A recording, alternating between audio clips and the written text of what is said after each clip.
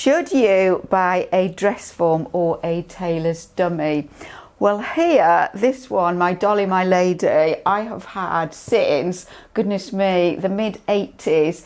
And she came from the clothing factory where I was a designer. She actually dates back further than that, and she's from the late 50s, early 60s. And you can see that her silhouette is rather, what shall we say, meagre at the top.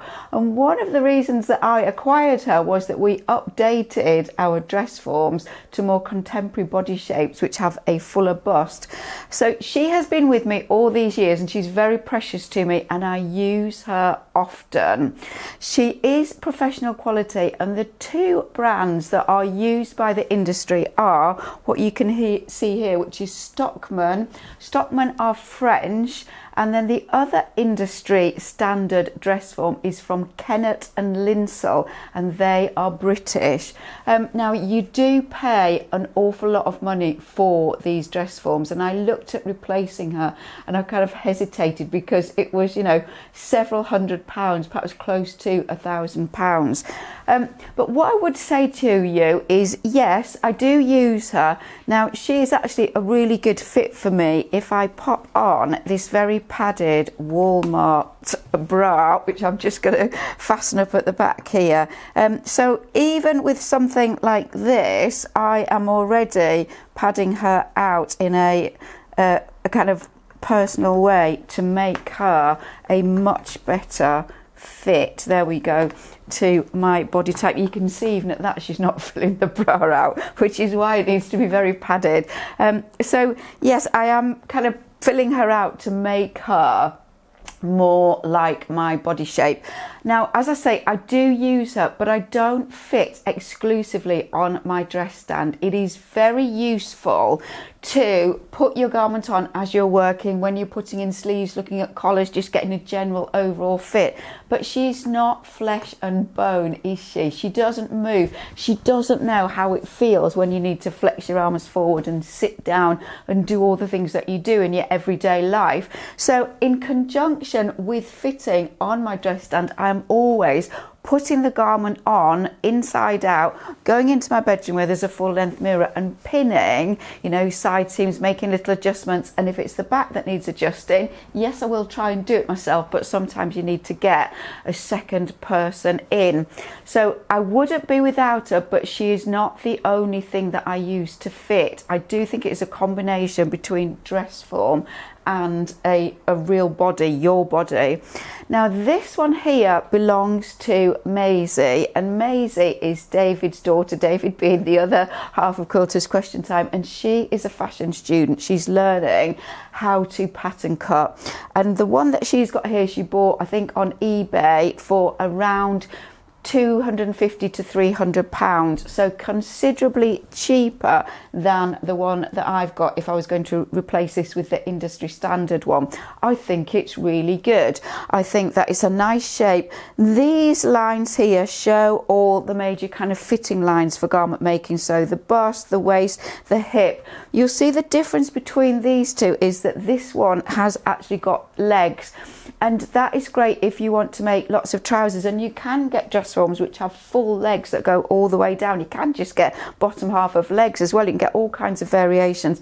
I'm not a person that makes or wears trousers very often, so for me personally I would still be choosing this style over this style, but I think that she's a very good, very well priced tailor's dummy and will be really helpful to you. And you can see the difference in the body shape. I have measured them both actually to compare them, and with the bra on they are very similar. Okay, so I think that is a really good option. Both of them you can pin into. They say that there are different sort of types of dress forms, and there are dress forms that you can pin into and those that you can't pin into, but most of them are fabric covered and you can pin into them anyway. There are two types of creating patterns. There is flat pattern cutting, which is what you have with your commercial patterns. So that is what I work with mostly, flat pattern cutting. That is how I was trained. and because I worked in industry, that was what we did.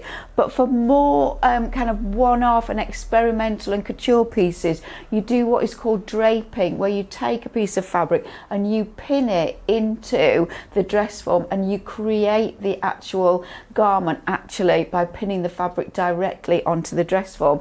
But both of these would work really well with that, and I can't think that there is a dress form out there that is just made out of sort of shiny plastic. It wouldn't be what you want, because your fabric would just be slipping off all over it. So really, I think most dress forms you can actually pin into, and you wouldn't worry too much about that.